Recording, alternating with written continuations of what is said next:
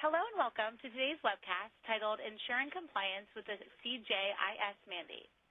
We have just a few announcements before we begin. The slides will advance automatically throughout the presentation. To enlarge the slides, click the Enlarge Slides link located below your presentation window. Should you need technical assistance, click on the Help link. If your screen freezes or the slides do not appear to be advancing as they should, please try exiting and restarting the session as it may be an issue with your connectivity. At any time, you can submit a question using the Ask a Question box located in the bottom left-hand corner of your screen. I will now turn the call over to Lynn Williams, Channel Marketing Manager. Please go ahead. Thank you very much. Everyone, thank you so much for joining the online interactive CJIS Advanced Authentication presentation. Before we begin, we would definitely like to start off with a poll question to see exactly where everyone currently stands within being compliant of the CJIS mandate that's going to take effect September of 2013. And we're going to give everyone around about 30 to 40 seconds to answer that question. And the first poll is, how far along is your organization in meeting the CJIS mandate?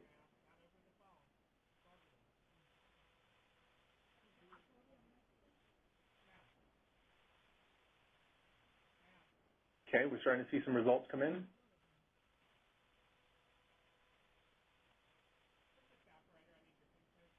All right, around about 5 more seconds, please.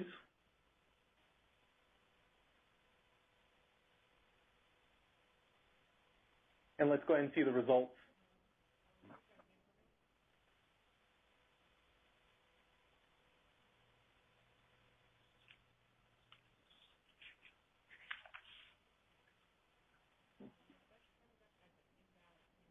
All right, and the results are, once again, to read over the question, how far along is your organization in meeting the CJIS security mandate?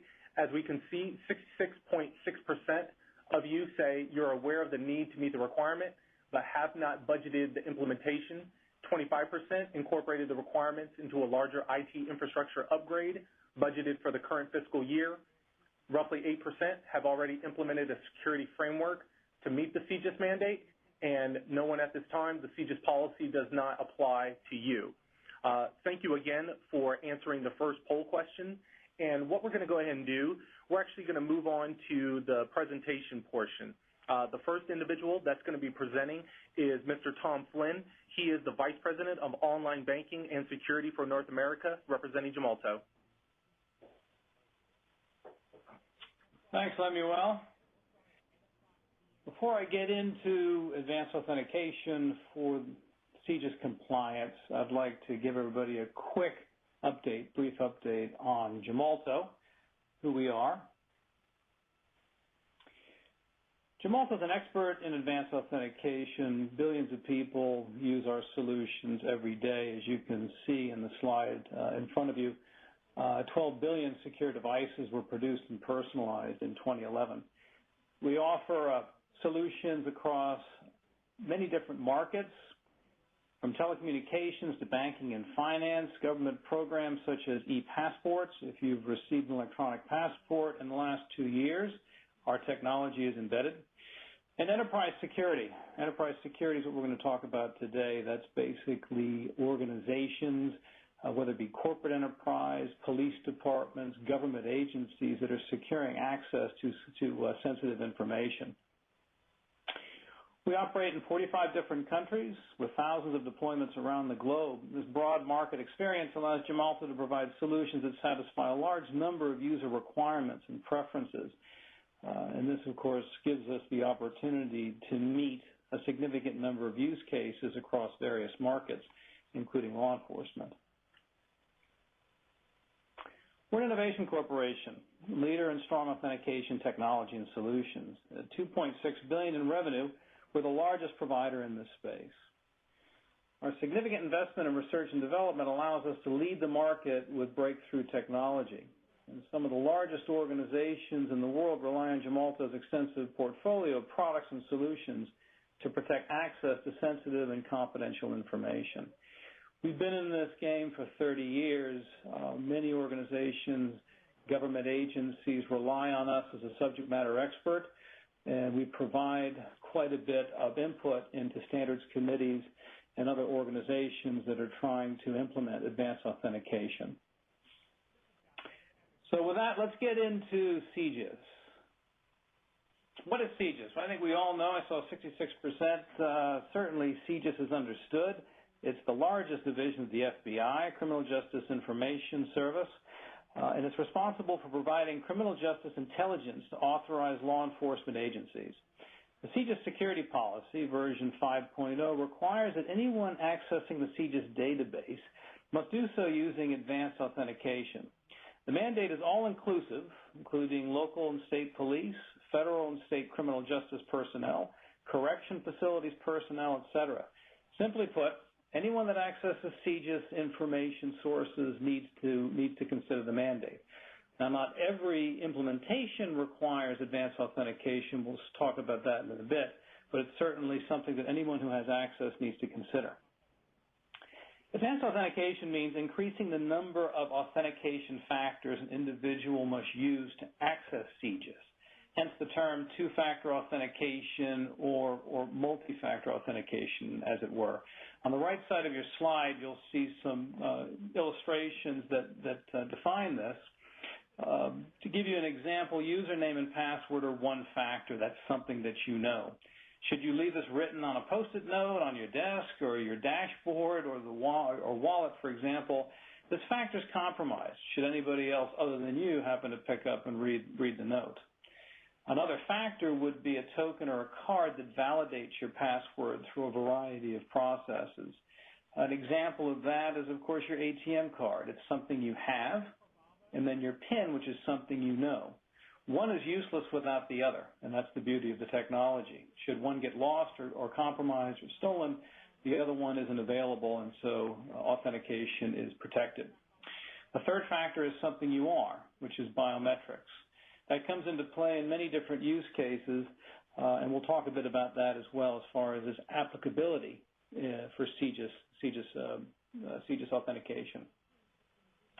For organizations that have not implemented advanced authentication, the deadline for full compliance is September of 2013.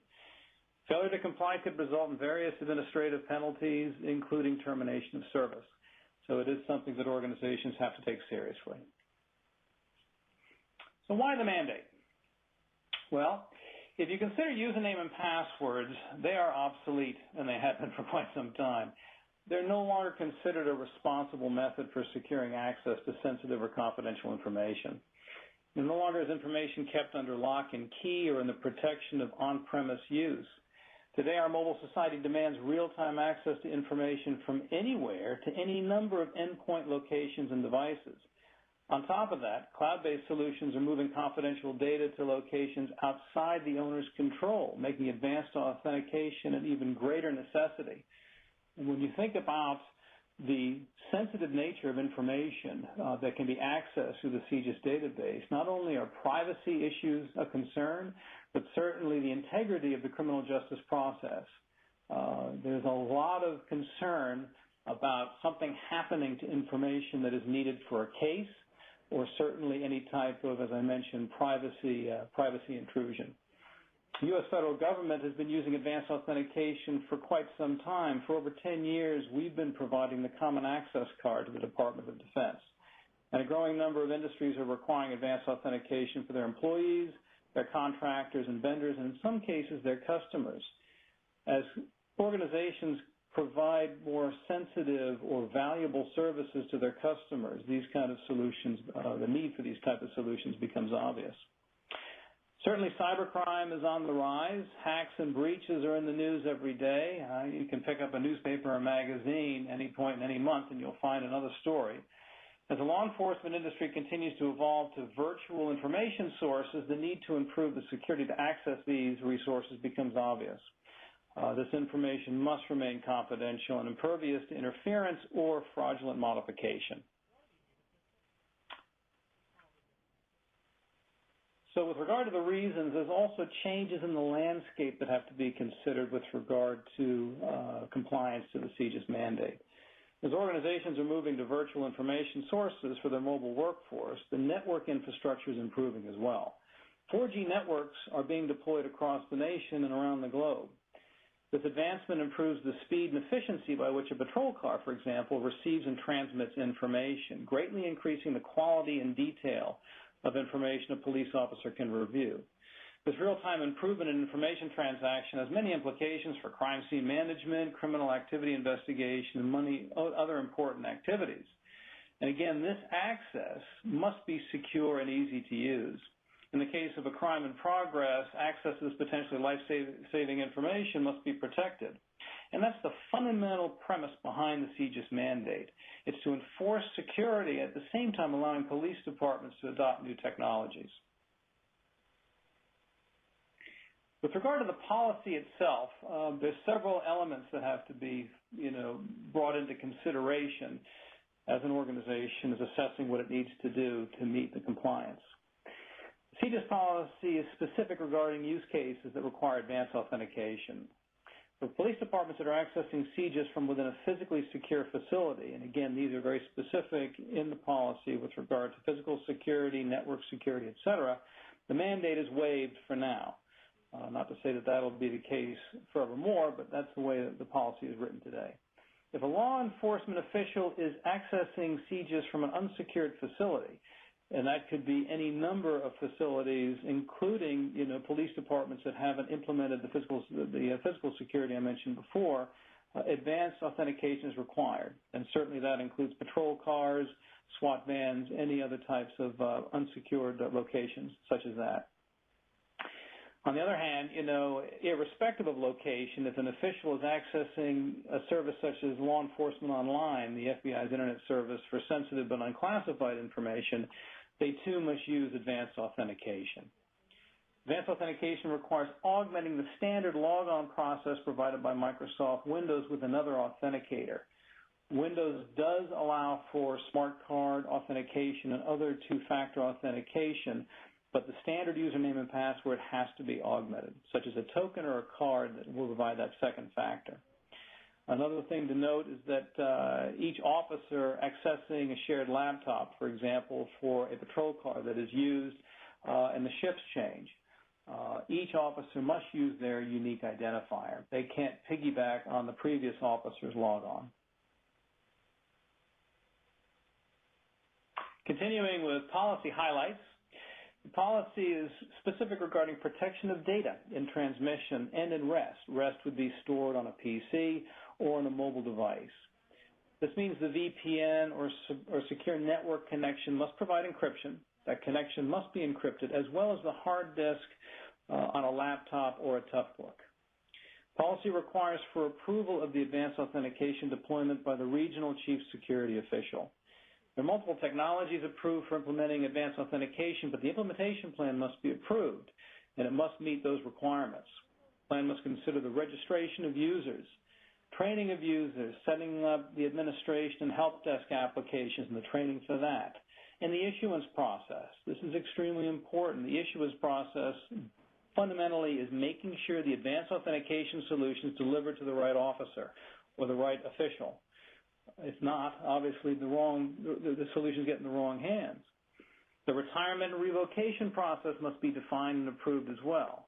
This access must be shut off when it's no longer authorized. So with all of that in the policy, how does one go about choosing, the solution? Well, let me highlight a couple of different examples of solutions that are available today for advanced authentication. And a lot of this does depend on the use case that's being considered. Hardware one-time password tokens provide a one-time code that is securely linked to an end user. It is basically a method for authentication and can be easily deployed and can be used in unconnected mode. So if you see the token on the right side of your screen, that is connected to the user. Pressing the button provides a one-time code that's entered into the PC or mobile device. And there are other form factors can be used as well, but that allows the authentication. Again, it's simple to use, easy to deploy. It's been around for a while. Doesn't provide any future proofing, but we'll discuss that a little bit farther down the talk.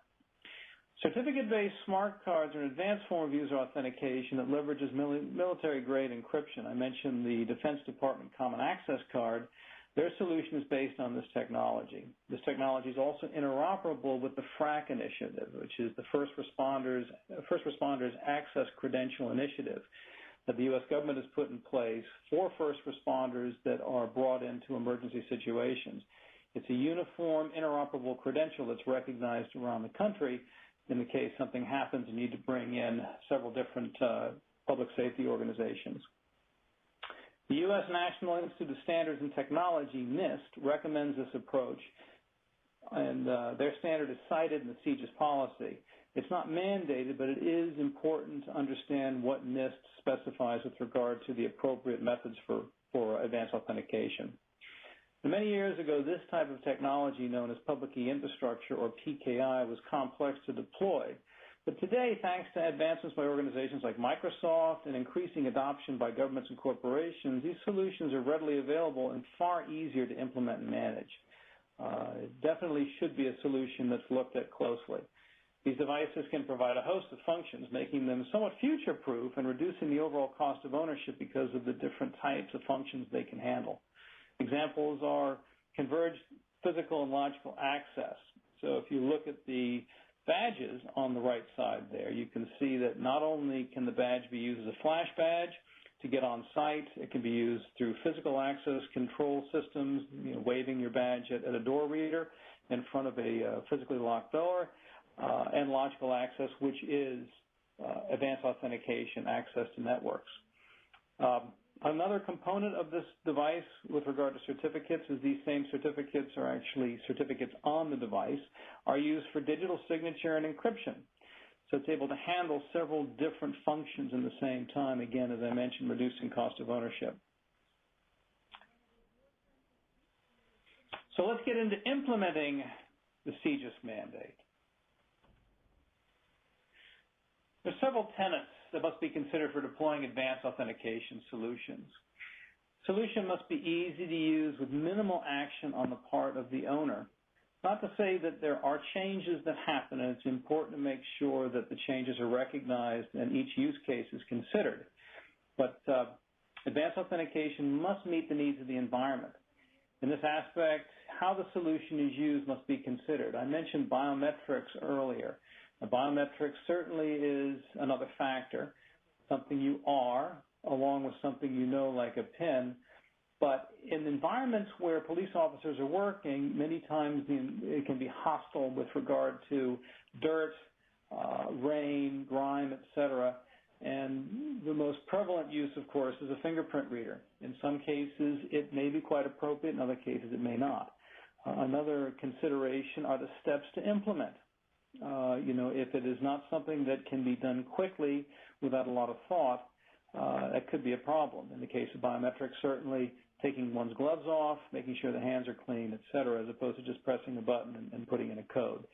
So those are the type of things that need to be considered as far as use and behavior. The service must be prepared for contingencies to maintain high availability. Certainly, immediate failover backup systems is an example. Making sure that there's emergency power, should power go down the systems. We talked about certificate-based authentication. Certificate-based authentication in a Microsoft environment leverages Microsoft Active Directory, and that's typically the solutions that are used for authentication and uptime. Basically what you have is you have uptime built into your existing network, the existing IT infrastructure. And so therefore you can leverage that with your certificate-based authentication. Just something to consider when looking at different options. Interoperability is key for cost-effective deployment. Advanced authentication solutions that work out of the box with the client operating system and network applications should be considered. I mentioned the Active Directory component with certificate-based solutions. There are quite a few applications out there that state that they are easy to use and they integrate completely, but it's important to look at that closely. Because all it takes is a certain application in the infrastructure or a certain type of infrastructure configuration required that can make these deployments really difficult. Adding advanced authentication does require change, but many solutions work with existing available hardware. Example would be solutions like that work with USB ports or embedded card readers. Back-end applications should be available prepackaged in an appliance for simple integration into existing IT infrastructures. Many of the authentication servers and different software required are available on appliances that make it much easier to integrate into the IT infrastructure versus re-imaging or doing significant changes to your existing server environment. Talked about OTP. From a first move perspective, one-time password solutions are common for many VPN deployments. Corporations have been deploying OTP devices to their employees since the 1990s to secure remote access to their internal network. Solutions are fairly simple and easy to use, and they are reliable because they've been deployed for quite some time. The one-time password device can be an unconnected form factor. As you see on your slide, on the lower right-hand corner, the ID Prove solution gives you 3 different form factors. One is a token device where you press the number. The other is a card, a credit card size device that can also be used as a flash badge and has multiple functions from that perspective. Again, the push-button OTP is actually inside, the mechanics are inside the card. And then certainly a mobile phone device for ease of use, and those solutions are readily available in anybody's complement today. So it's important to recognize you've got a variety of different form factors in that case. The back-end server application is available as an appliance, as I mentioned earlier, for easy deployment, and is pre-integrated in Windows Client and NetMotion's Mobility XE. So that's the first good move there, and again, the solutions are proven and have been around for quite some time. When you consider the capabilities of certificate-based identity solutions, and these leverage smart modules or smart cards as they're called, these solutions leverage certificate services available with Windows Server and the authentication mechanisms and certificate mechanisms of Active Directory. Spoke about this earlier. One of the advantages here, of course, is that you're able to leverage your existing infrastructure with regard to your network accessibility. As Windows fully supports Smart Card Logon, once you've inserted the card or token into the reader or USB slot, your PIN opens the credential store and provides single sign-on to the VPN, and then, of course, network application. So it's all turnkey with Windows. That's very important because this is a lot of development that's been done by Microsoft and Gemalto as well as some other providers to have this be a turnkey application, which was not the case several years ago. But it is a very important consideration with regard to ease of deployment. There are several different types of solutions with regard to managing, the infrastructure. One of the ones that I'm mentioning here, ID Admin 200, is a simple solution provided by Gemalto that allows the police department to issue their own cards and transfer certificates. So the infrastructure, as I mentioned, through Windows is all turnkey. There are some deployment and management of the actual credentials as well that need to be considered. Microsoft has a solution called Forefront Identity Manager that helps in the process of managing the credentials as well as the certificates. And again, ID Admin 200 is a simple solution available for certain types of agencies.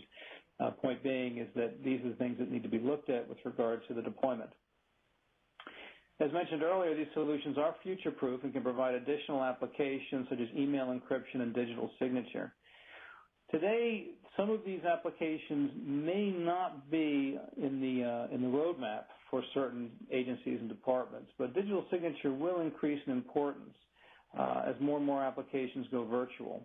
Electronic citations, for example, and those are the type of things that organizations need to think about, certainly with regard to moving more electronic records around that that'll be used as court evidence. The implications of any kind of issues with regard to them being tampered with needs to be considered, and these solutions are ones that provide non-repudiation so that it'll meet the needs of the court. The card that you see on this slide is actually a PIV card, personal identity verification standard. That is a standard that the U.S. federal government has implemented called FIPS 201. I'll talk a little bit more about this later. But it is a standard for this converged access badge that is being deployed to government agencies, across the country, and certainly something that organizations should consider in looking at standards as they move forward. There are a couple iterations of that standard that do not necessarily meet all the requirements for the federal government. They're a little more cost-effective to use, and again, the PIV solution should be looked at when considering this type of solution for CJIS. So in looking at just kind of a brick configuration or how the whole thing fits together, the Protiva Defender Suite technology bricks are an example of certificate-based authentication. Gemalto provides various solutions, including one-time password, but this is an example of a certificate-based solution and kind of illustrates the options that you need to think about. So if you start on the lower side, the lower part of the slide, ID admin, as I mentioned, depending on the configuration of the department, that is for secure provisioning of certificate-based smart cards to the end users, and that's basically linking the device to an officer for advanced authentication. The next box to the left of that is what's called ID Prime. Those provide, ID Prime are different types of form factors, and these are in the hands of the end users depending on the use case. We talked about converged badges before, and the PIV badge, that's in there, but there's also token devices that can plug into USB ports. So there are different form factors, again, depending on the use case that the department is considering using. ID Bridge, those are reader devices to integrate the handheld devices into the PC. Those, in some cases, can be embedded in PCs, but they're also available, by USB to be able to be plugged in. ID Go is software, and software in some cases is necessary to be loaded on PCs or mobile devices, in some cases not. Windows, certainly, since Windows XP, Windows Vista, but more so with Windows 7 and 8 moving forward, they leverage what's called a mini driver architecture, which for certificate-based authentication, it works out of the box. There's no need for middleware to be placed on the laptop or the toughbook. You insert the card, and it allows you to go ahead and authenticate using the Microsoft Windows Credential Manager. It's very important, again, to recognize these advancements because many organizations have already invested in their Microsoft infrastructure, and by leveraging that, you reduce the cost of the overall deployment for what's a very solid advanced authentication solution. These solutions are pre-integrated with NetMotion for a seamless deployment. Once you get it put together, it turns on, and you're ready to go. So to recap some of the considerations that organizations have to think about with regard to deployment and meeting the requirement for next September. Fully understanding your options. The policy is flexible regarding the types of solutions to use, and several options have been provided today. But again, this needs to be reviewed in detail and understood. Many organizations that provide these solutions will provide pre-sales consulting and proof of concept trials. So look for organizations that provide that. Gemalto does, and there are others. But that will certainly help make the decision and determine which option makes sense. Some organizations will provide consulting assistance to review the uses and the environment and the security policy. So that's definitely something to consider. With regard to the advanced authentication choices, with regard to infrastructure, consider a solution that fits with your IT needs. Look for mature solutions that are proven and have been deployed enough to be stable. There's a host of solutions out there that sound very interesting, but have not really been proven and have not been hardened by many different implementations. As far as your existing infrastructure, as I mentioned, leveraging things like your Active Directory for certificate-based authentication are considerations that need to be looked at. If you don't understand what your infrastructure can do, there are organizations out there, again, like Gemalto, that can help you understand what they are.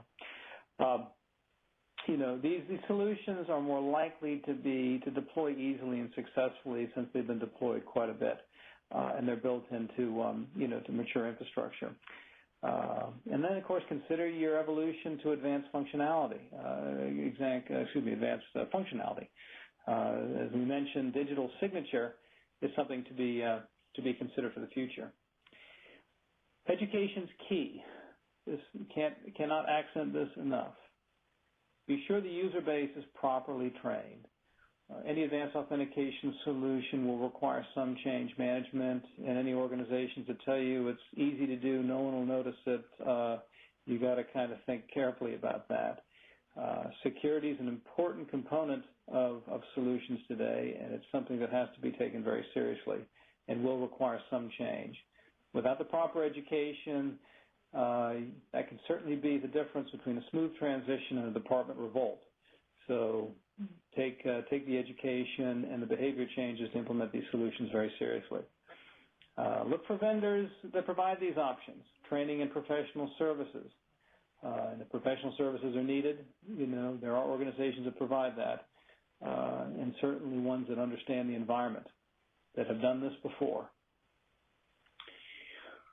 With that, again, just to mention some examples of organizations, Gemalto has deployed the Defender Suite that I showed earlier into many organizations around the globe. In North America, Gemalto has provided the Common Access Card to the Defense Department for well over 10 years. And we actually provide the Advanced Authentication solution to the FBI, what they use internally. They use a certificate-based authentication solution internally and have for several years. So we know their solutions quite well. Department of Homeland Security uses Gemalto's PIV solution to secure access for their agency employees. PIV, as I mentioned, is the interoperable converged badge that was put into development after a presidential directive, Homeland Security Presidential Directive 12 was signed in 2004. And since then, these solutions have been maturing and have been deployed across government agencies. Gemalto is deployed to law enforcement organizations large and small around the globe, and currently engaged with numerous departments in the U.S. that are deploying advanced authentication in compliance with the CJIS mandate. Should you want to understand more about the solutions that we provide, there's a URL there in the center of the page. I won't read it. You can write that down. My email address is there. I can't promise you that I'll be able to answer all the questions, but if you want to email me those things that I can't answer or the expertise that you're looking for, I can certainly bring that to their attention. So with that, Lemuel, I'll turn it back to you. Tom, thank you very much again for that presentation. It was insightful and helpful to learn a little bit more about CJIS Advanced Authentication. We have a poll question, but before we actually present those questions, we actually received some questions coming in from the individuals who have been viewing the presentation. And the first question, what is the typical duration of an advanced authentication deployment, or how long will this take for me or my organization to set up? Well, again, I think there's a couple of components that need to be considered there, and as I mentioned, with regard to the organizations that you use, depending on your infrastructure and depending on your IT department and those that are working on deploying advanced authentication, having a lot of the work done up front, understanding your infrastructure and the use case is going to make for a much quicker deployment. An example for a one-time password deployment, we've seen them, happen within 3 months. Going through the process, soup to nuts. In some cases, if the infrastructure is already in place, the Microsoft infrastructure, as I mentioned on the certificate-based authentication, it can take that long, perhaps a little bit longer. But again, it's not something that's going to take years, that's for sure.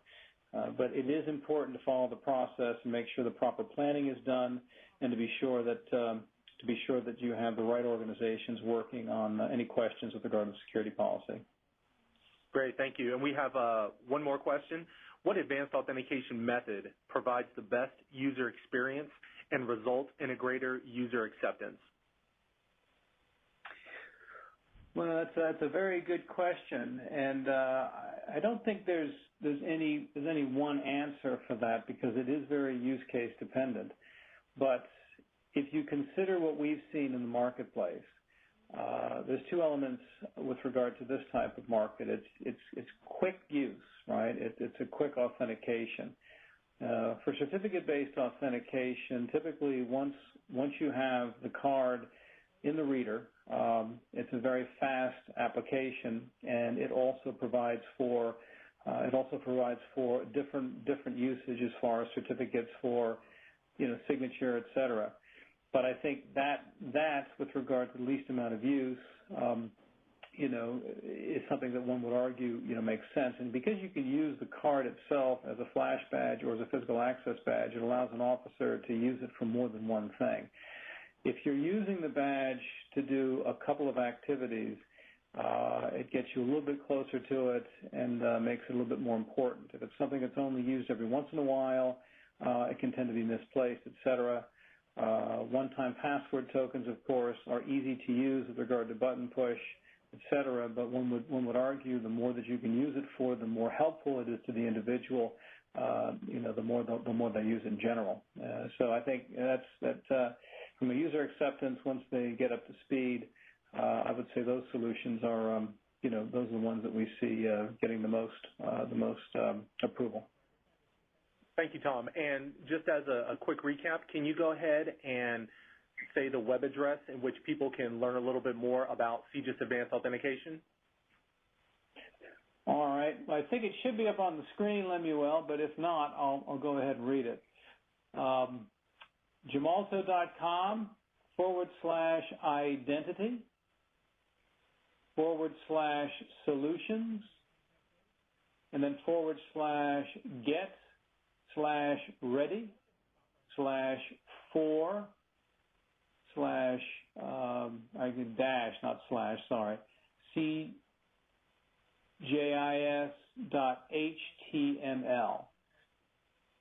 Did you get that? Thank you. Yes, okay. Thank you very much. And before we move on to our next presenter, we have a poll question, and we're going to take around about 30 to 40 seconds on that. The question is, what sort of advanced authentication is your organization using or evaluating? One-time password, digital certificates and smart cards, biometrics, risk-based authentication, other, or haven't gotten that far?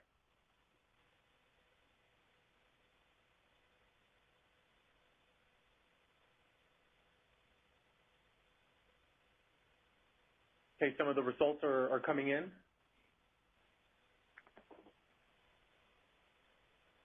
And more seconds.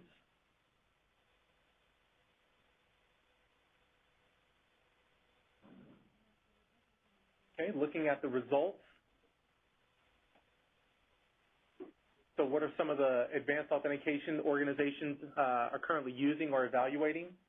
We're looking at around about 7% utilizing one-time password, 28.5% digital certificates and smart cards, 7% biometrics, 7% risk-based authentication, and 50% haven't gotten that far. Up next is going to be John Bailey. He is the Technical Sales Manager representing NetMotion VPN Wireless. All right. Thank you, Lemuel. Thanks, everybody, for joining, and thank you for Gemalto for inviting me to talk at this presentation. As Lemuel mentioned, I'm John Bailey. I'm the Technical Sales Manager with NetMotion Wireless. I imagine that most of you are already customers. If not, then this will be a little education about our company. For those that are customers, just wanted to kind of give you a quick update on who we are, and then kind of dive into the CJIS part that we can help satisfy along with Gemalto. Quick background on the company. We've been around since 2001. We have quite a few customers. We actually really kind of dug our teeth into public safety and law enforcement. So pretty much actually every state in the U.S., we are deployed in some form or factor with, public safety, law enforcement, first responders. If you see just sort of a snapshot of our customer base, while we're across different verticals, our core focus is really on truly mobile workers, users that traverse multiple networks, users that are moving around in a vehicle all day long on a cellular connection. We have a huge government space. And so when it comes to things like CJIS, we are highly involved in that. And we are often looked at as, sort of advisories to, as if you're a customer, what do I do? I need to meet these requirements. Can you make some sort of recommendations? So just to kind of talk about the product just a little bit, again, our product kind of focuses on three main areas: productivity, security, and management. Productivity, again, really meaning, that particular use case that you guys have with these officers, moving around across different networks, getting disconnected throughout the day. Obviously, management gives you visibility and control into that, but security is the key around CJIS. So security is what I'm really going to kind of focus on just for the remainder of this. So there's a couple of aspects with meeting CJIS requirements. We're talking about advanced authentication, but the other aspect is around encryption. So one of the mandates with CJIS is that you must have FIPS 140-2 validated encryption libraries. So if you are a NetMotion customer, you're great, you're set. You definitely are good there. If you're not, this is something that I would go to whoever your VPN provider is and verify that you do have FIPS 140-2 validated libraries, because that is a requirement. In addition to that, if you feel that you are going to go through an audit or you're preparing for an audit, definitely reach out to us. We do have a certificate from NIST that basically is something you can show your auditor that says, yes, my VPN provider is FIPS 140-2 certified or validated, and here's their certificate validation. So we do have that information. It's on our website, but feel free to reach out to me directly, or any one of us can help you there. In addition, NetMotion supports a multitude of authentication methods. For a regular type customer, Active Directory username and password might be fine. Again, what this webinar is really about is, in terms of CJIS mandate, is advanced authentication. Now, going back to what I said a little earlier, because we're so big in sort of the public safety space, and customers of ours have continuously be coming to us asking us for advice, one of the things that we've done is we've sort of, consciously chosen to look to, best of breed providers in the advanced authentication space and really kind of partnered with them. So Gemalto is one of those. And we have certified Gemalto. We've gone through, basically what we call an authentication alliance, where we have tested their product in our labs. They've tested our product in their labs. We have several joint customers. Very large deployment recently just happened in the South. And so those are some of the things that we look to really help you guys meet CJIS requirements. And everything that Tom spoke to, it's fully supported. In addition to that, there's a few other features that may not be a requirement today, but maybe something that comes in the future. CJIS requirements seem to change every year, or at least enhance slightly every year. Some of the things that we can do is, as Tom mentioned, one of the potential problems that they're trying to avoid is shared laptops. So a lot of vehicles, the laptop is locked in the vehicle, and in many cases, maybe some of your cases, the username and password is shared, and it might be sheriff in a lot of cases I've seen. And so one of the things we can do is we can actually, reprompt the user throughout the day. So we can do things like reprompt the user on suspend and resume. So if they decide to, suspend the laptop, there's a shift change. Maybe the user comes in and he logs in with that same, cache credential. We can actually force an authentication at that point of the Gemalto token or smart card or whatever it is that you've chosen. And we can do that throughout the day. We could do it periodically, maybe every 4 hours, just to validate that still is the same user. And we can also do things like lock down, the devices. So if a device might get stolen or a new device that's sort of unknown, comes on the network, we can actually lock that down. The other thing we can do is we have some capabilities around network access control. And this is one of the areas that I really do feel is going to come up in the future. Things such as a personal firewall also come into CJIS play. And one of the things that we can do with our product is we can verify that that personal firewall is up and running. And so we can even do things like, let's say antivirus now becomes a requirement. We can verify that the antivirus client is running and has done maybe a virus check in the last 7 days.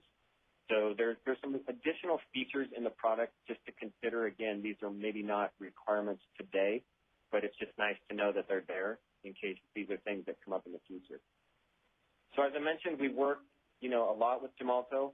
We've got several joint customers and a couple of very large deployments, which is really kind of a high-level example of a deployment and sort of logically where we would fit. If you think about if you've got NetMotion deployed today or some other VPN, the XE server represents the VPN, and that's typically in the DMZ.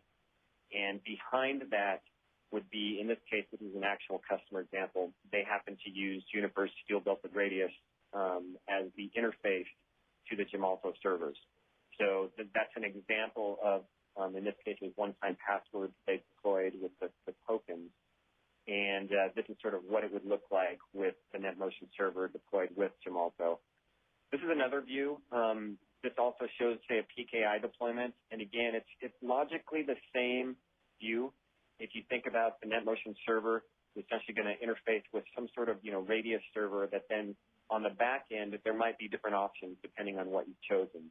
So if it is a one-time passcode, might be talking directly to Gemalto. If it's a PKI on a smart card, it might be integrated more into, say, Active Directory. Again, this is sort of a logical view, but we can dive into this when you go down the road of deploying the solution. And, the last piece really is I know someone had asked this a little earlier about, what is it really going to take to actually do this? And I think in a lot of ways, there's the Gemalto piece, and then there's sort of the NetMotion or VPN piece. And it can be very intimidating if you've never deployed some sort of two-factor or advanced authentication solution. It can be a little intimidating to think, gosh, what am I going to have to do here? This is going to be so much work. I have no idea how to configure this. And so I wanted to show you just like a view of the configuration on the NetMotion side. So this is literally it. This is today, for those of you that might be familiar with our product, this is a view into our management console. And today you might be doing NTLM authentication, which basically is username, password to Active Directory. You essentially are changing that to radius. And then there's a little bit of information that goes in there. And it's really as simple as that in terms of the configuration. Now, again, this is very oversimplified on the bigger picture, but just want to sort of ease the mind of those that might be considering, or are concerned with how much work it's going to be to just sort of get down to the nitty-gritty details. And we do actually have an integration guide available. So I've got my contact on the next slide here. You can absolutely reach out to me. You can reach out to anyone on this call. We've all been involved in sort of this testing together, and we can give you more details on how to integrate the products together. So it does work well. Again, like I mentioned before, we have some joint customers out there, some very large deployments. And here's my contact information, john.bailey@netmotionwireless.com. Feel free to reach out to me directly if you have any questions. And, again, really appreciate everyone for their time. And I will hand it back over to you, Lemuel. John, thank you so much for that. We actually have a question that came in for NetMotion. Can you keep your wireless VPN live across multiple sessions? Interesting question. So if I understand the question correctly, basically the answer is yes, and I'll paint the scenario. So the scenario to me would be this. I'm on a Wi-Fi connection. Let's say I'm at home or I'm at a hotspot. I get into my vehicle. My device switches to cellular because my Wi-Fi is no longer available. I drive down the road. I decide to go into a Starbucks hotspot, take my laptop out of the vehicle, go into Starbucks. we can actually keep the VPN connection across all three of those transitions, and the user doesn't have to do anything. So whether they're on Wi-Fi, switching to cellular, switching back to Wi-Fi, we will just automatically build the VPN onto the available network. And not only that, if there's multiple networks available, so if they have cellular available and Wi-Fi, we're going to choose the one that has the highest speed. So we'll even optimize that. But the best part is the user doesn't even know this happens. They don't have to do anything. It just automatically will switch over to those networks. John, thank you for that. Tom, we actually have a question that came in for you. Is there any specific standard the advanced authentication solution must meet? Well, there's not a specific standard for advanced authentication in CJIS. As John mentioned, there are specific standards for encryption that need to be considered. And NIST, as I talked about earlier, their standards work is mentioned in the policy, but there is no direct standard that needs to be adhered to with regard to the actual advanced authentication componentry. It is important to note that the solution, the deployment of it, and the overall solution itself needs to be vetted by the local security official, the CSO for the local region, the local state. So that is something to be considered. But as for the actual technology itself, it is important to see what NIST has, and as I mentioned, standards like PIV, which is actually called FIPS 201, should be looked at, in consideration of the future and recognition of solutions that actually are being deployed around the country. I would argue that when you consider any type of standard or solutions that are getting adoption, that's always a safe direction to go. But no, there's no specific standard at this time. Okay, great. Thank you.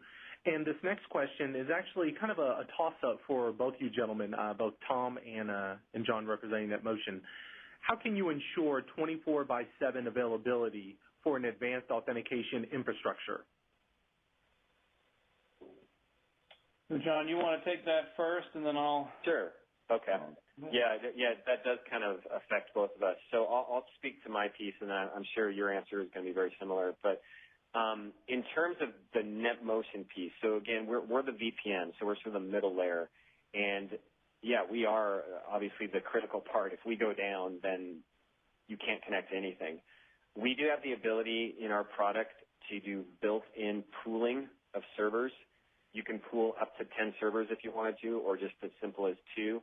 And what that gives you essentially is multiple servers, gives you load balancing and redundancy. So in the event a server crashes, the users will seamlessly move over to another server. And again, it's load balanced, so it's actually going to distribute the load as well. So we're fully redundant in that respect. And then, Tom, I'll hand it to you in terms of the authentication. Yeah, I think, again, for authentication servers, exactly the same answer with regard to load balancing, immediate failover, et cetera. All those solutions, as well as the obvious ones like making sure you've got emergency power. As far as authentication is concerned, when you think about certificate-based management, certificate-based authentication, and I mentioned this during the talk, leveraging Active Directory, Microsoft obviously in that infrastructure has redundancy built into it and considers contingency. So certainly with regard to uptime and availability, if that is a serious consideration, which it should be for most organizations, it's important to think about that. If you've got Active Directory up and running in a Microsoft environment for your network, you can leverage that with certificate-based solutions, certificate-based smart card solutions, and then you get to take advantage of that infrastructure which is already in place and get more bang for your buck, so to speak. So important consideration to make.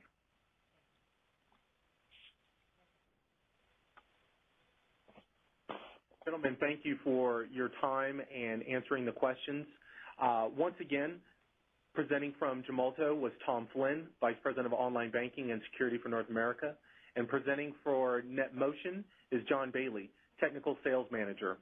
Currently, right now, that concludes our presentation for CJIS Advanced Authentication. for the attendees. The presentation will be emailed and sent out to you soon. Also, there will be a link so that you can replay the presentation and also see all the information and questions and answers along with that. Thank you again for your time, and we look forward to speaking with you soon. Ladies and gentlemen, we thank you for your time and attention. This webcast is now concluded.